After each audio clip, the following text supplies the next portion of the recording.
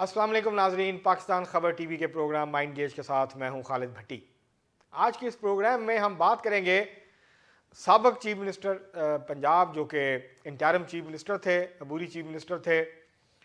इस वक्त वो पीसीबी के चेयरमैन हैं और उसके साथ साथ पाकिस्तान की नई हुकूमत में वज़ीर दाखिला का कलमदान भी उन्होंने संभाल लिया। उनका ताल्लुक मीडिया से है, वो पाकिस्तान के एक मीडिया ग्रुप के रूए रवां हैं, उसके मालिक हैं।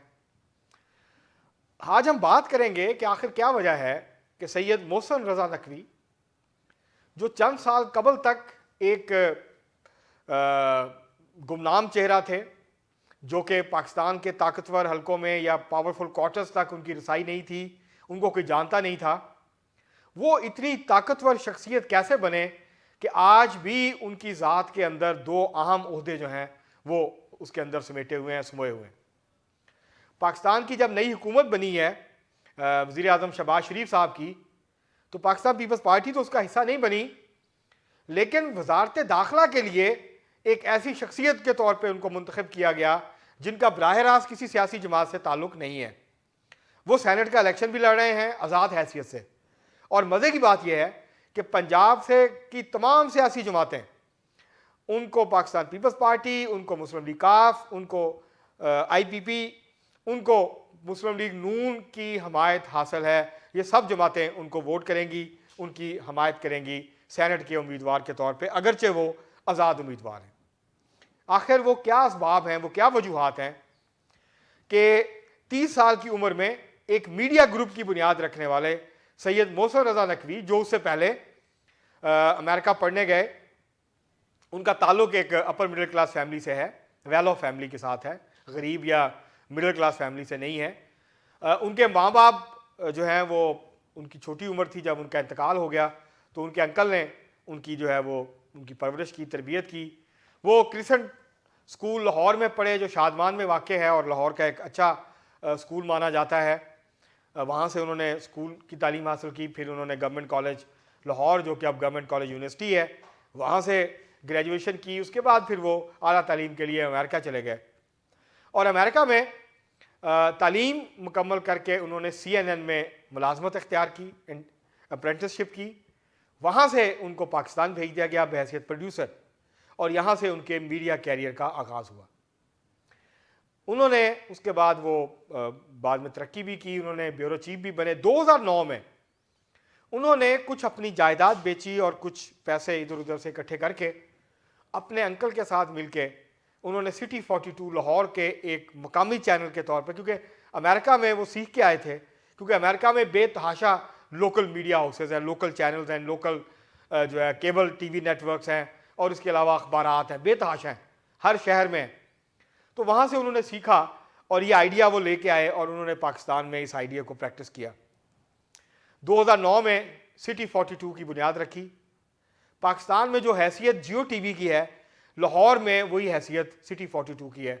जो लाहौर के लोकल चैनल्स हैं, इसमें उनकी हैसियत सिटी 42 की है। उसकी गहरी है, उसकी जड़ें बड़ी गहरी हैं, उसकी छाप बहुत गहरी है लाहौर की जो है समाजी ज़िंदगी हो, सियासी ज़िंदगी हो, या जो कमर्शियल लाइफ है, इकोनॉमिक लाइफ है, उसके ऊपर। वहाँ से उन्होंने उभरना शुरू किया उनका। उसके बाद उन्होंने सिटी 42 के बाद फिर उन्होंने सिटी 41 फैसलाबाद का लोकल चैनल शुरू किया। फिर उन्होंने सराइकी बेल्ट का लोकल चैनल शुरू किया रोही के नाम से। उसके बाद फिर लंदन का जो चैनल था वो शुरू किया, सिटी 44। अब अगर आप नाम को देखें तो उन्होंने सिटी और उसके साथ जो लैंडलाइन का डायलिंग कोड था मुख्तलिफ शहरों का, उसको उन्होंने सिटी के साथ लगाया और वो उन्होंने न्यूज़ चैनल्स बनाई। ये कोई बहुत अट्रैक्टिव नाम नहीं था, लेकिन ये अनोखा तजर्बा था जो कि कामयाब हुआ और वो एक बड़ा मीडिया हाउस खड़ा करने में कामयाब हुए। उसके बाद उन्होंने फिर सिटी 44 शुरू किया लंदन में। उसके बाद कराची में सिटी 21 जो है वो उन्होंने शुरू किया।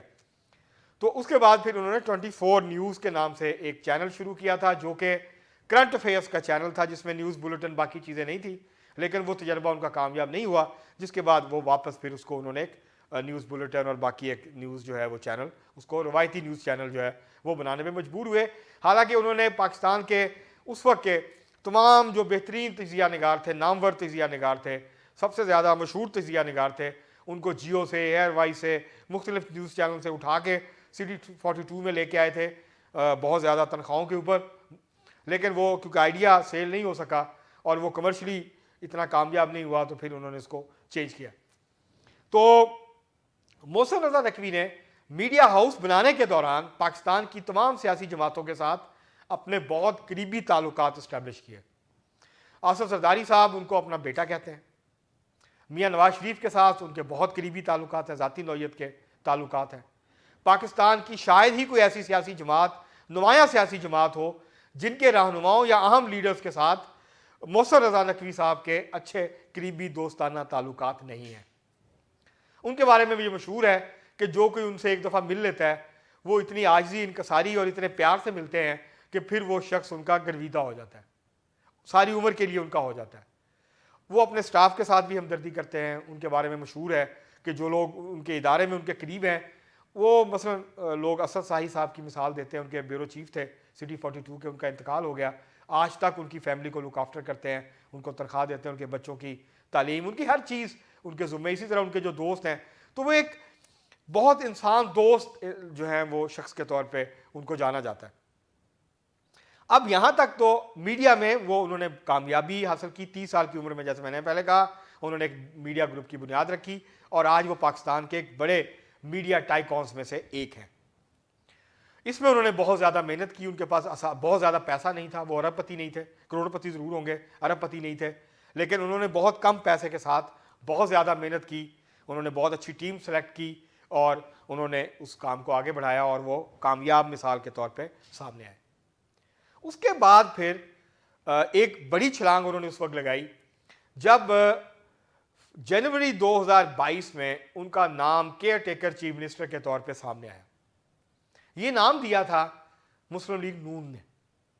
उसके ऊपर इत्तेफाक नहीं हो सका, तहरीक इंसाफ ने अपने नाम दिए थे, मुस्लिम लीग नून ने अपने नाम दिए थे। ये नाम चले गए फिर इलेक्शन कमीशन के पास। इलेक्शन कमीशन ने जब सैयद मोहसिन रज़ा नकवी का नाम चुना केयर टेकर चीफ मिनिस्टर के तौर पर, तो बहुत सारे लोग चौंक गए कि आखिर ऐसी क्या वजह हुई। कुछ ने कहा कि आसिफ जरदारी साहब की वजह से वो बने, कुछ ने कहा कि नहीं मुस्लिम लीग नून ने उनका नाम दिया, उनकी जो मियाँ नवाज शरीफ और शहबाज शरीफ साहब के साथ कुर्बत है उसने अपना रंग दिखाया।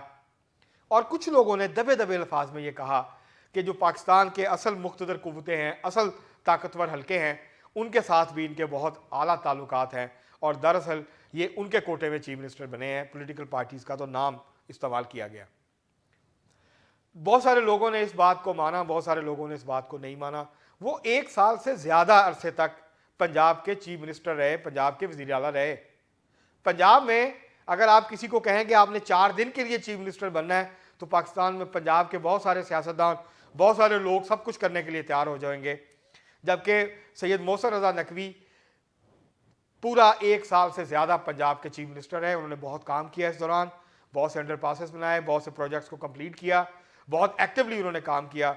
हॉस्पिटल्स की एक्सपेंशन की, उनके ऊपर मुख्तलिफ इल्ज़ामात भी लगे कि उन्होंने पैसा ज़ाया किया, लेकिन उन्होंने काफ़ी ज़्यादा जो काम है वो इस दौरान जो है वो उन्होंने किया। अब जब वो वज़ीर दाखिला बने तो फिर पता चला दरअसल मोहसिन रज़ा नकवी जो हैं, इनका जो अरूज है, इससे आप अंदाज़ा लगा सकते हैं कि अगर आप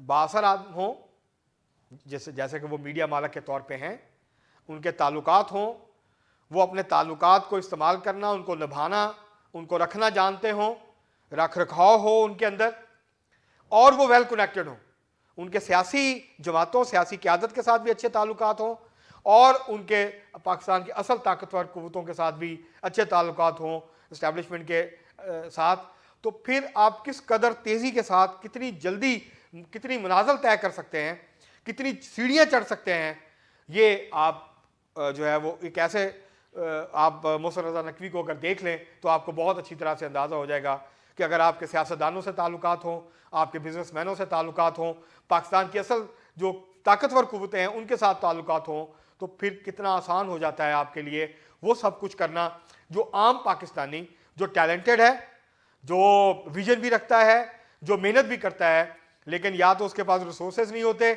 या वो वेल कनेक्टेड नहीं होता, वो सब कुछ हासिल नहीं कर सकता, जो कि बहुत से मुख्तसर वक्त में मोहसिन रज़ा नकवी साहब ने हासिल कर लिया। अभी वो 50 साल के नहीं हुए, वो पंजाब के 1 साल चीफ मिनिस्टर रह चुके, इस वक्त वफाकी वज़ीर दाखिला हैं, सेनेटर वो बनने जा रहे हैं 2 अप्रैल को, और पीसीबी के चेयरमैन हैं।